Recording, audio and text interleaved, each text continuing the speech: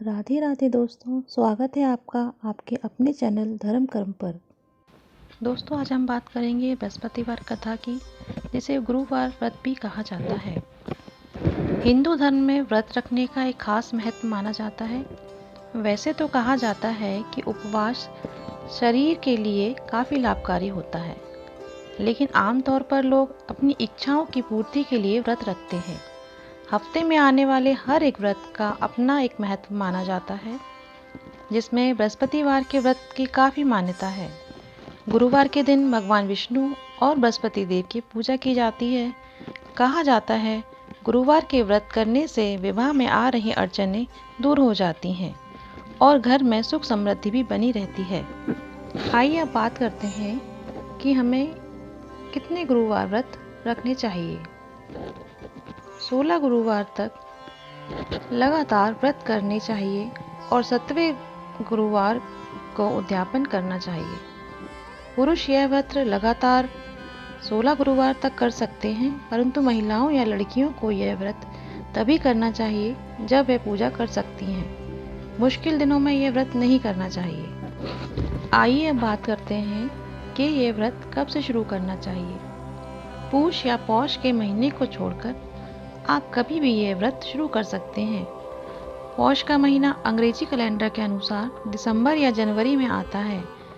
बाकी इस व्रत को किसी भी माह के शुक्ल पक्ष के पहले गुरुवार से शुरू कर सकते हैं। किसी भी कार्य को शुरू करने के लिए शुक्ल पक्ष काफ़ी शुभ माना जाता है। आइए अब बात करते हैं कि इसका पूजन कैसे करना चाहिए। अग्नि पुराण के अनुसार गुरुवार का व्रत अनुराधा नक्षत्र युक्त गुरुवार से आरंभ करके लगातार 7 गुरुवार करना चाहिए। इस दिन प्रातः उठकर भगवान विष्णु का ध्यान कर व्रत का संकल्प लेना चाहिए। बृहस्पति देव का ध्यान करना चाहिए। इस दिन पीले वस्त्रों, पीले फलों का प्रयोग करना चाहिए। इसके बाद फल फूल पीले वस्त्रों से भगवान बृहस्पति देव और विष्णु जी की पूजा करनी चाहिए। पूजन के बाद कथा सुननी चाहिए। प्रसाद के रूप में केले चढ़ाना शुभ माना जाता है, लेकिन इन केलों को दान में ही दे देना चाहिए। शाम के समय बृहस्पतिवार की कथा सुननी चाहिए और मान्यता अनुसार इस दिन एक बार बिना नमक का पीला भोजन करना चाहिए। भोजन में चने की दाल का भी प्रयोग किया जा सकता है। आइए दोस्तों, अब सुनते हैं बृहस्पतिवार की कथा।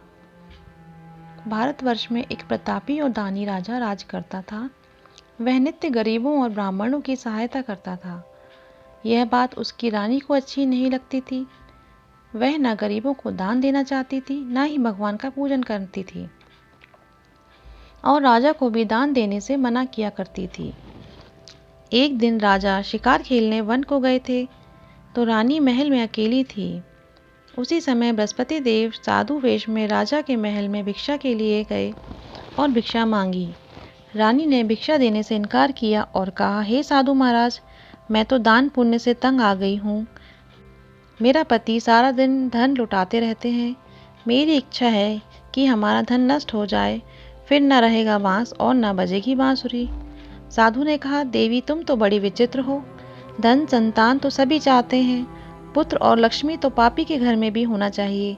यदि तुम्हारे पास अधिक धन है तो भूखों को भोजन दो, प्यासों को के लिए प्याऊ बनवाओ, मुसाफिरों के लिए धर्मशाला खुलवाओ।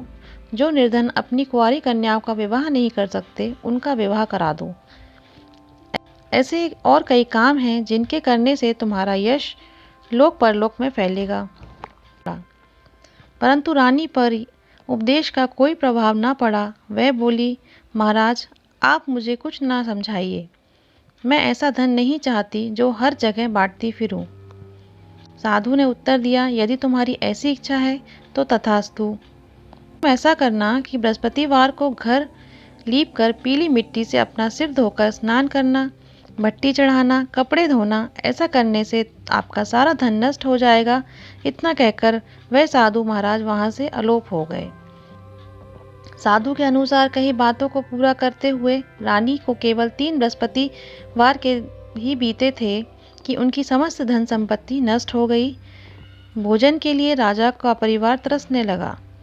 तब एक दिन राजा ने रानी से बोला कि हे रानी, तुम यहीं रहो, मैं दूसरे देश को जाता हूँ, क्योंकि यहाँ पर सभी लोग मुझे जानते हैं। इसलिए मैं कोई छोटा कार्य नहीं कर सकता। ऐसा कहकर राजा परदेश चला गया। वहाँ वह जंगल से लकड़ी काट कर लाता और शहर में बेचता। इस तरह वह अपना जीवन व्यतीत करने लगा। इधर राजा के परदेश जाते ही रानी और दासी दुखी रहने लगी। एक बार जब रानी और दासी को 7 दिन तक बिना भोजन के रहना पड़ा तो रानी ने अपनी दासी से कहा, हे दासी, पास ही के नगर में मेरी बहन रहती है। वह बड़ी धनवान है। तुम उसके पास जाकर कुछ ले आ ताकि थोड़ी बहुत गुजर बसर हो जाए। दासी रानी की बहन के पास गई।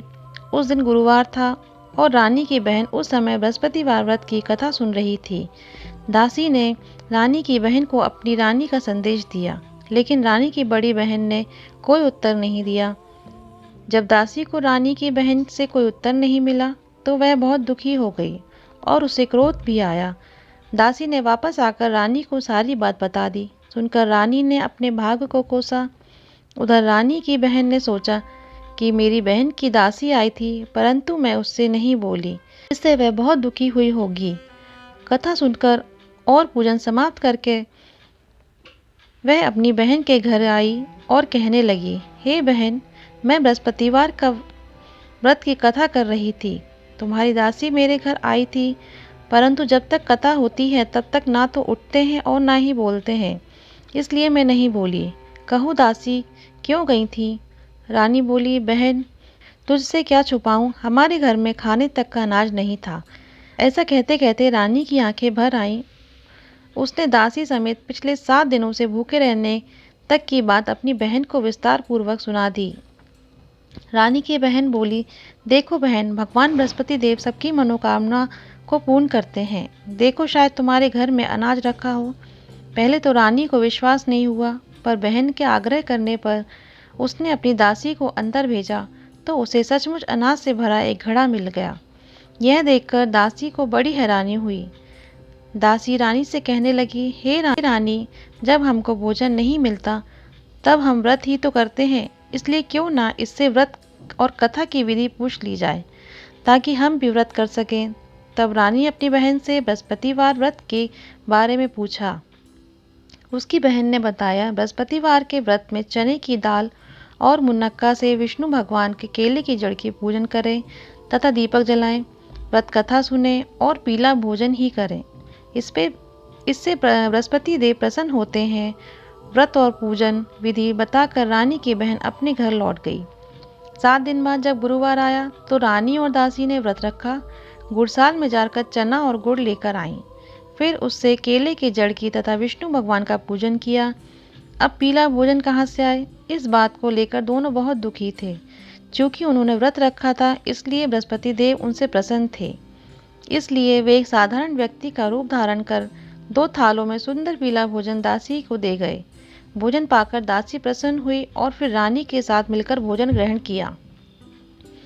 उसके बाद वे सभी गुरुवार को व्रत और पूजन करने लगीं। बृहस्पति भगवान की कृपा से उनके पास फिर से धन संपत्ति आ गई, परंतु रानी फिर से पहले की तरह आलस्य करने लगी। तब दासी बोली, देखो रानी, तुम पहले की ही प्रकार आलस्य करती थी, तुम्हें धन रखने में कष्ट होता था, इस कारण सभी धन नष्ट हो गया, और अब जब भगवान बृहस्पति की कृपा से धन मिला है तो तुम्हें फिर से आलस्य आता है।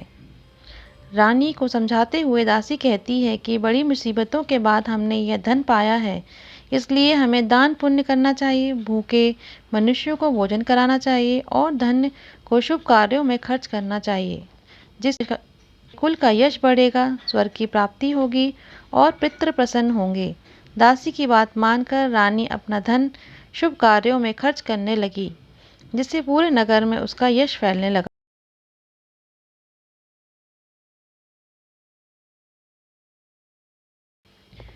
वहीं राजा एक दिन दुखी होकर जंगल में एक पेड़ के नीचे आसन जमाकर बैठ गया। वह अपनी दशा को याद करके व्याकुल होने लगा। बृहस्पतिवार का दिन था। एकाएक उसने देखा कि निर्जन वन में एक साधु प्रकट हुए। वह साधु वेश में स्वयं बृहस्पति देव थे। लकड़हारे के सामने आकर बोले, हे लकड़हारे, इस सुनसान जंगल में तू चिंतामग्न क्यों बैठे हो? लकड़हारे ने दोनों हाथ जोड़कर प्रणाम किया और उत्तर दिया, महात्मा जी, आप सब कुछ जानते हैं, मैं क्या कहूँ। यह कहकर रोने लगा और साधु को अपनी आत्मकथा सुनाई। महात्मा जी ने कहा, तुम्हारी स्त्री ने बृहस्पति के दिन बृहस्पति भगवान का निरादर किया, जिसके कारण रुष्ट होकर उन्होंने तुम्हारे यह दशा कर दी। अब तुम चिंता को दूर करके मेरे कहने पर चलो तो तुम्हारे सब कष्ट दूर हो जाएंगे और भगवान पहले से ही अधिक संपत्ति देंगे। तुम बृहस्पति के दिन कथा किया करो, 2 पैसे के चने मुनक्का लाकर उसका प्रसाद बनाओ और शुद्ध जल से लोटे में शक्कर मिलाकर अमृत तैयार करो। कथा के पश्चात अपने सारे परिवार और सुनने वाले प्रेमियों में अमृत का प्रसाद बांटकर आप भी ग्रहण करो। ऐसा करने से भगवान तुम्हारी सभी मनोकामनाएं पूर्ण करेंगे। साधु के ऐसे वचन सुनकर लकड़हारा बोला, हे प्रभु, मुझे लकड़ी बेचकर इतना पैसा नहीं मिलता जिससे भोजन के उपरांत कुछ बचा सकूं। मैंने रात्रि में अपनी स्त्री को व्याकुल देखा। मेरे पास कुछ भी नहीं है जिससे मैं उसकी खबर मंगा सकूं। साधु ने कहा, हे लकड़हारे, तुम किसी बात की चिंता मत करो। बृहस्पति के दिन तुम रोजाना की तरह लकड़ियां लेकर शहर को जाओ। तुमको रोज से दुगना धन प्राप्त होगा, जिससे तुम भली भांति भोजन कर लोगे तथा बृहस्पति देव की पूजन का सामान भी आ जाएगा। इतना कहकर साधु अंतर्ध्यान हो गए। धीरे धीरे समय व्यतीत होने पर फिर वही बृहस्पतिवार का दिन आया। लकड़हारा जंगल से लकड़ी काटकर किसी शहर में बेचने गया। उसे उस दिन और दिन से अधिक पैसा मिला। राजा ने चना गुड़ आदि लाकर गुरुवार का व्रत किया। उस दिन से उसके सभी कलेश दूर हुए। परंतु जब दोबारा गुरुवार का दिन आया तो बृहस्पतिवार का व्रत करना भूल गया। इस कारण बृहस्पति भगवान नाराज हो गए। उस दिन उस नगर के राजा ने विशाल यज्ञ का आयोजन किया था। शहर में यह घोषणा करा दी थी कि कोई भी मनुष्य अपने घर में भोजन ना बनावे, न आग जलावे। समस्त जनता मेरे यहाँ भोजन करने आए। इस आज्ञा को जो न मानेगा उसे फांसी की सजा दी जाएगी। इस तरह की घोषणा संपूर्ण नगर में करवा दी गई।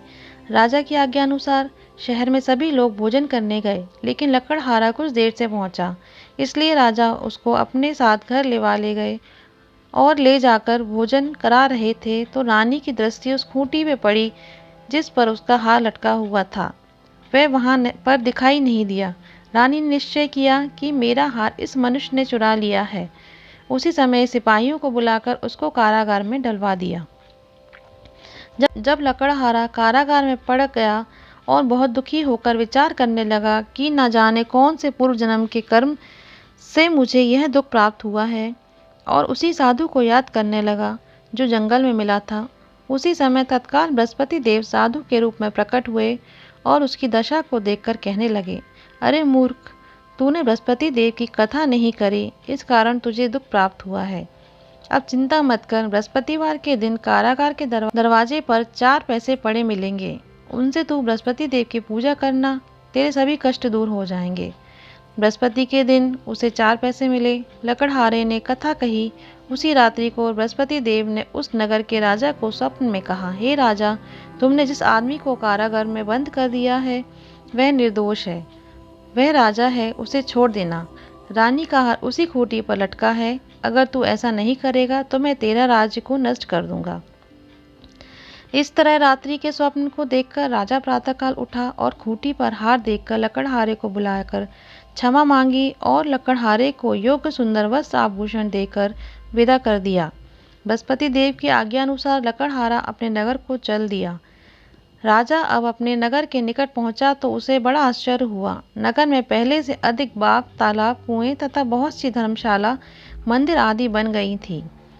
राजा ने पूछा, यह किसका बाग और धर्मशाला है? तब नगर के सब लोग कहने लगे, यह सब रानी और बांदी का है।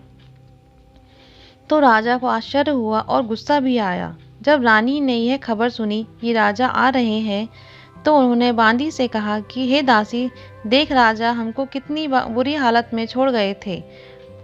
हमारी ऐसी हालत देखकर वह लौट ना जाएं, इसलिए तू दरवाजे पर खड़ी हो जा।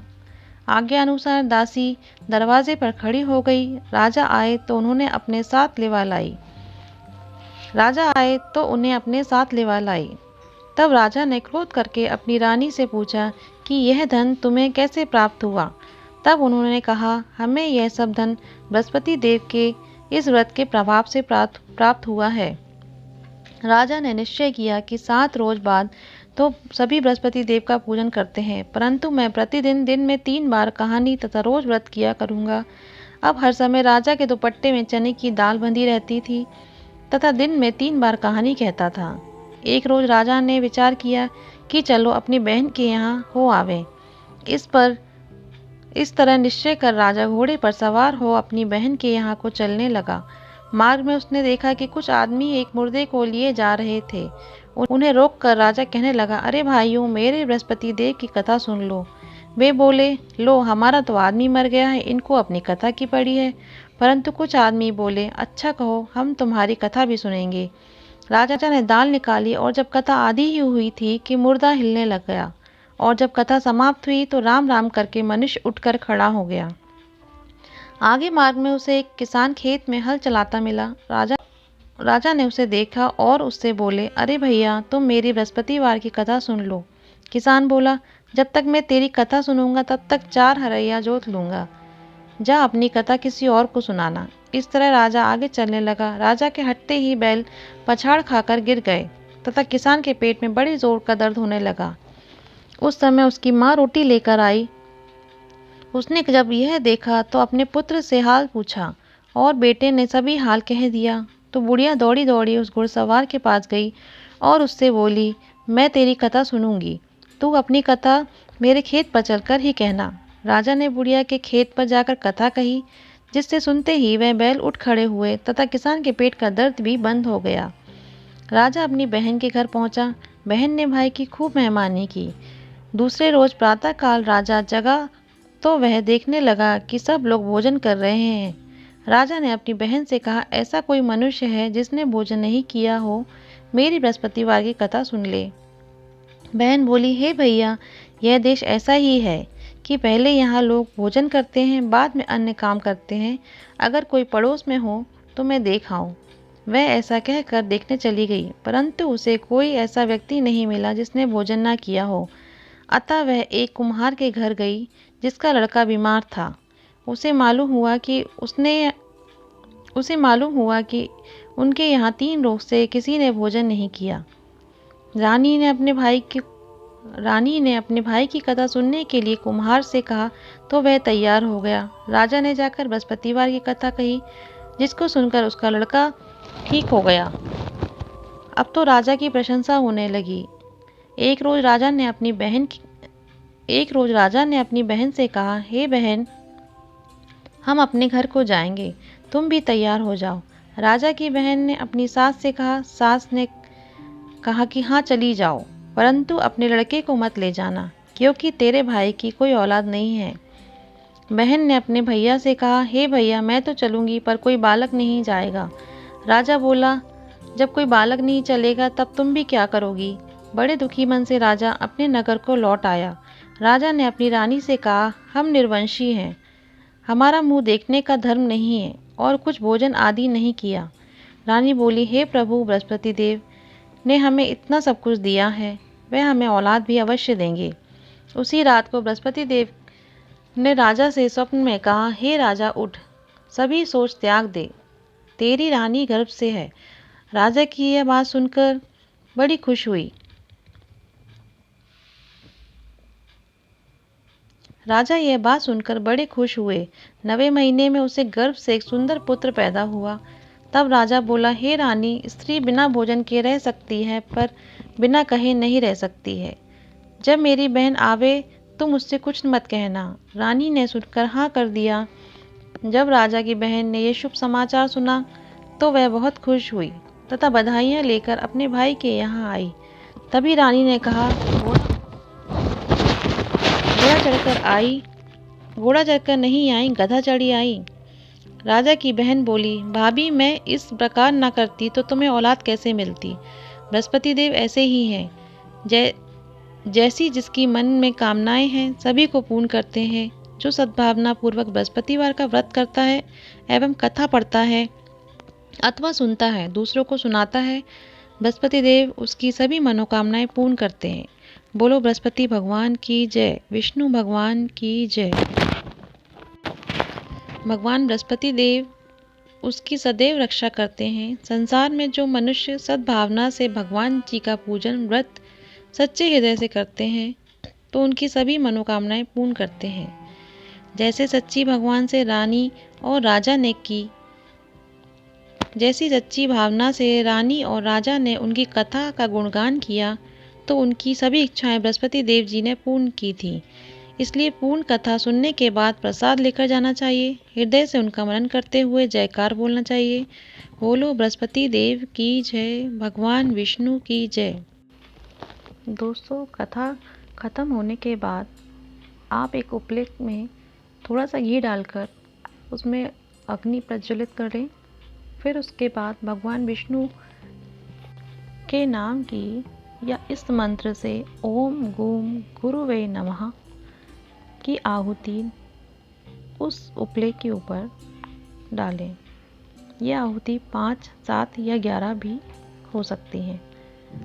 हवन करने के पश्चात आप विष्णु भगवान की आरती उतारें और अंत में उनसे क्षमा प्रार्थना ज़रूर करें।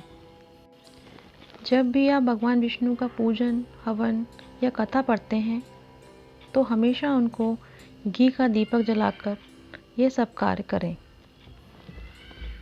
पूजन के समय एक लोटे में जल लेकर उसमें गुड़ और चने की दाल डालकर कथा पढ़ना प्रारंभ करें।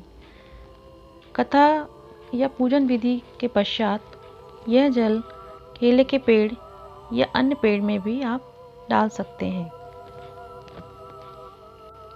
इस व्रत में केले के पेड़ के पूजन का विशेष महत्व माना गया है। इस व्रत विधि में केले के पेड़ का बहुत महत्व माना गया है। घर में एक छोटा सा पौधा केले का पेड़ का लगाएं। उसकी नियमित पूजा करें। जिस दिन आप व्रत रखते हैं केले को जल चढ़ाएं, हल्दी और चंदन से उसको टीका लगाएं, उस पर चने की दाल और गुड़ चढ़ाएं। उसके बाद उसको दीप, धूप, नैवेद्य चढ़ाएं और उसकी आरती भी उतारें। ऐसा आपको प्रति गुरुवार करना चाहिए। इससे भगवान विष्णु की असीम अनुकंपा प्राप्त होती है। इस दिन आपको पूजन में केले प्रयोग तो करना है पर उसको ग्रहण नहीं करना है। उसे किसी को प्रसाद रूप में बांट सकते हैं। इस दिन आपको नमक का सेवन नहीं करना है। रात्रि में एक टाइम पीला भोजन ही ग्रहण करना है। सारा दिन आपको उपवास करना है। अगर आप में सारा दिन उपवास करने की क्षमता नहीं है तो आप फल आदि ग्रहण कर सकते हैं, पर आपको केला नहीं खाना है उन फल में। तो दोस्तों, यह थी गुरुवार व्रत की संपूर्ण कथा और विधि। दोस्तों, अगर आपको मेरी वीडियोस अच्छी लगती हैं तो चैनल को लाइक करिए। अगर जो इस चैनल पे नए हैं तो चैनल को लाइक करिए, सब्सक्राइब करिए और शेयर भी करिए।